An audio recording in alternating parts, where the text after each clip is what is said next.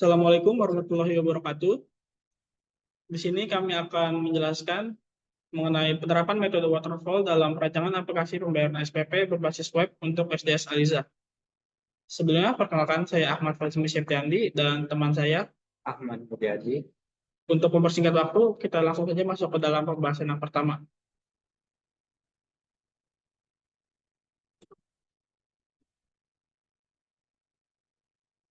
Baik, saya akan menjelaskan tentang rumusan masalah. Satu, bagaimana membuat sebuah sistem pencatatan pembayaran SPP yang terintegrasi dalam sebuah aplikasi. Dua, apakah aplikasi yang sudah dibuat dapat menggantikan metode pencatatan pembayaran SPP secara manual. Dan ada batasan penelitian. Satu, pencatatan tagihan SPP siswa. Dua, pencatatan pembayaran tagihan SPP siswa. Ada metode pengembangan sistem. Metodologi penelitian yang digunakan penulis adalah sesuai dengan SDLC atau Software Development Life Cycle, yaitu waterfall. Dan tahapan-tahapan satu, studi literatur, yaitu melakukan tinjauan literatur terhadap aplikasi-aplikasi sejenis yang sudah ada untuk memperoleh pemahaman mendalam tentang fitur-fitur yang dibutuhkan, teknologi yang digunakan, serta tantangan yang dihadapi adalah pengembangan aplikasi. Dua, analisis kebutuhan, yaitu melakukan wawancara dan survei kepada stakeholder utama seperti guru, siswa, dan orang tua untuk mengidentifikasi kebutuhan dan harapan mereka terhadap aplikasi. Menganalisis hasil wawancara dan survei untuk memutuskan spesifikasi fungsional dan non-fungsional aplikasi. Tiga, perancangan sistem, yaitu merancang struktur dan arsitektur aplikasi hasil laporan pembelajaran siswa berbasis web, termasuk desain antarmuka pengguna UE dan desain berbasis data. Memilih teknologi-teknologi yang sesuai untuk pengembangan aplikasi seperti bahasa pemrograman, framework, dan database.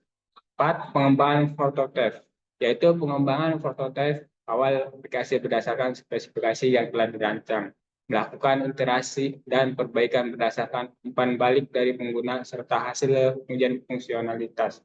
5. Implementasi dan pengujian melakukan implementasi aplikasi, melakukan penguji fungsionalitas, keamanan, dan kinerja aplikasi untuk memastikan bahwa aplikasi berjalan sesuai dengan yang diharapkan dan dapat diandalkan.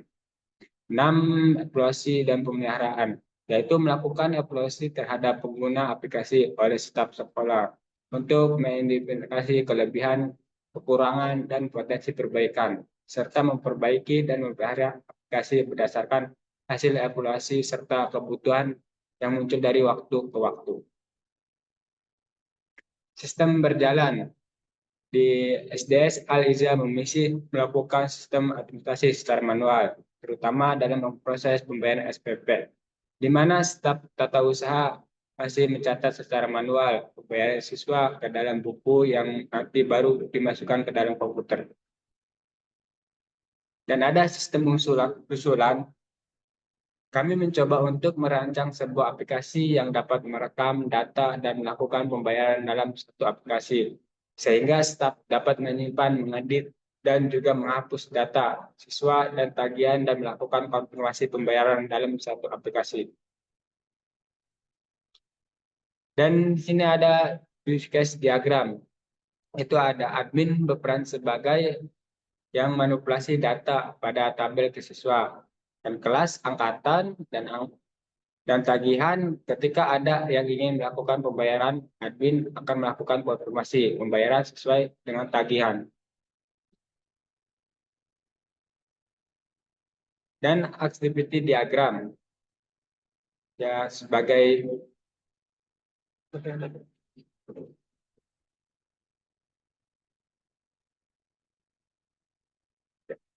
sequence diagram. Dan diagram ini menunjukkan urutan pesan yang dikirim antara objek-objek selama eksekusi proses atau interaksi sistem.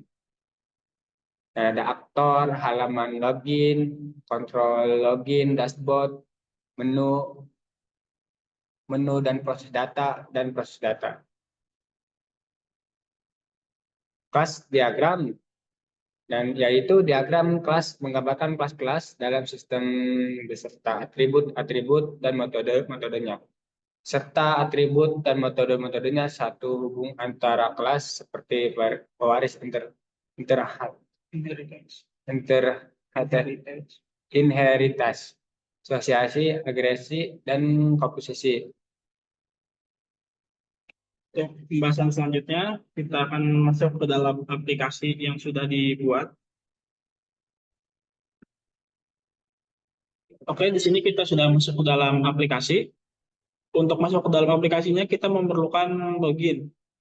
Untuk login, kita dapat memasukkan username dan password.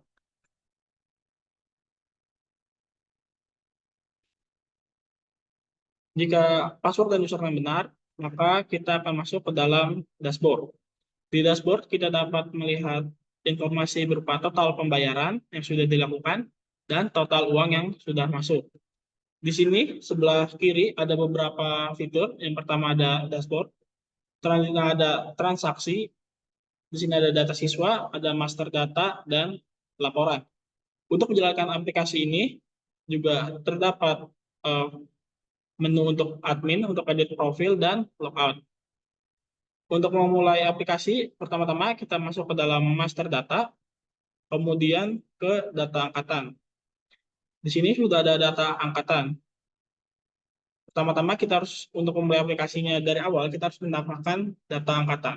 Kita klik, kemudian masukkan nama angkatan,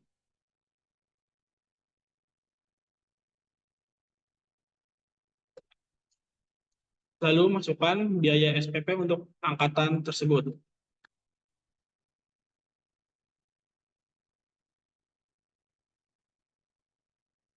Kemudian kita klik simpan. Maka tabel otomatis akan terupdate dengan memasukkan informasi mengenai angkatan yang terbaru, yang barusan kita masukkan. Di sini juga ada beberapa fitur seperti hapus dan edit. Jika kita klik edit, di sini kita dapat mengedit, seperti mengubah nama dan biaya dari angkatan tersebut. Di sini kita akan coba dengan mengganti biaya. Kemudian kita klik simpan untuk menyimpan data, maka dia akan terupdate. Untuk menghapus, kita dapat mengklik hapus, kemudian klik OK. Ini data akan terhapus. Selanjutnya, kita masuk ke data kelas untuk memasukkan data kelas.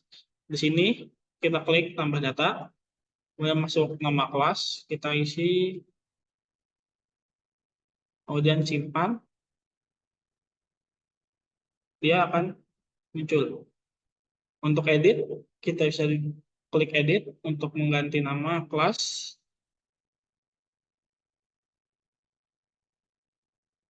kemudian klik simpan, dan nilainya akan berubah.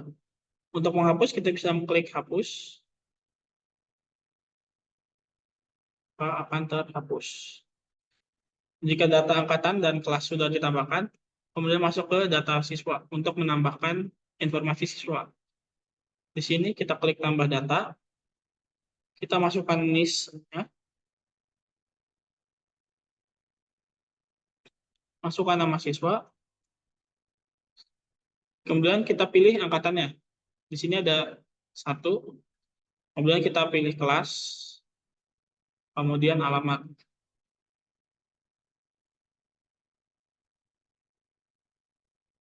Kemudian klik simpan, maka data akan masuk. Untuk melakukan edit, kita bisa klik edit. Di sini akan menampilkan data yang akan kita edit. Kita bisa mengedit.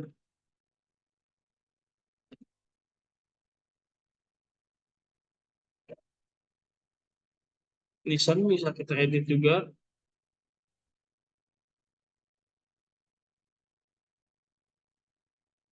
Kemudian untuk angkatan, karena di sini hanya ada 1, kita bisa edit. Untuk kelas, kita ganti.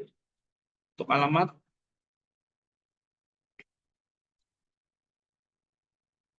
kemudian klik simpan, maka dia akan tersimpan. Di sini juga ada fitur untuk search. nama. Jika kita masukkan keyword, tabel akan menampilkan data yang sesuai dengan keyword.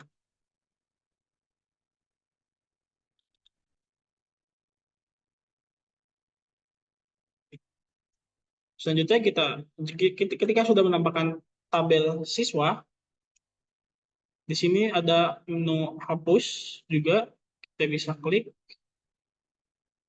maka data akan terhapus. Di sini juga ketika sudah memasukkan data angkatan, kelas, dan siswa, ketika data siswa dimasukkan, otomatis tabel pada bayar SPP di sini di transaksi akan otomatis terupdate. Jika kita masukkan listen yang sesuai, kita klik search, dia akan menampilkan biodata siswa dan data pembayaran. Untuk melakukan pembayaran, tinggal klik bayar, maka dia otomatis akan terupdate. Di sini dapat ditampilkan nomor bayar dan terangannya lunas. Jika terjadi kesalahan input, kita dapat melakukan pembatalan dengan klik batal.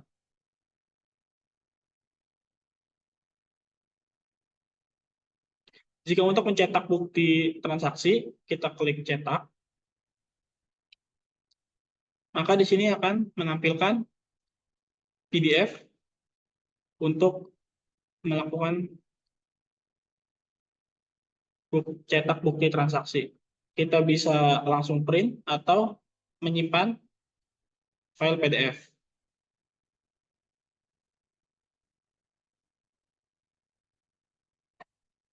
Untuk fitur selanjutnya, di sini ada data siswa yang akan menampilkan seluruh data siswa.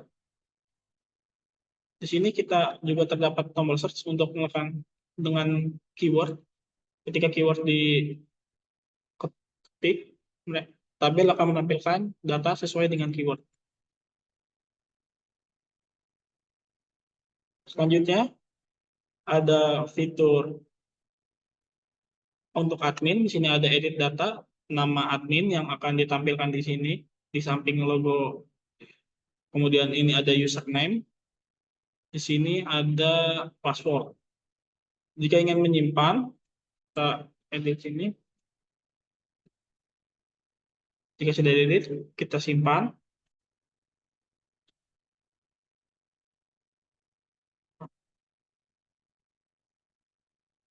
Selanjutnya, untuk cetak laporan, kita bisa pilih tanggal awal dan ini tanggal akhir. Kemudian klik cetak. Maka dia akan otomatis menampilkan PDF. Sama seperti yang sebelumnya, bisa langsung di print atau disimpan filenya. Untuk fitur terakhir itu ada logout.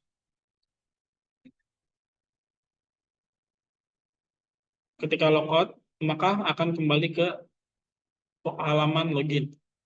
Mungkin itu saja pembahasan dari kami. Kurang lebihnya mohon maaf. Wassalamualaikum warahmatullahi wabarakatuh.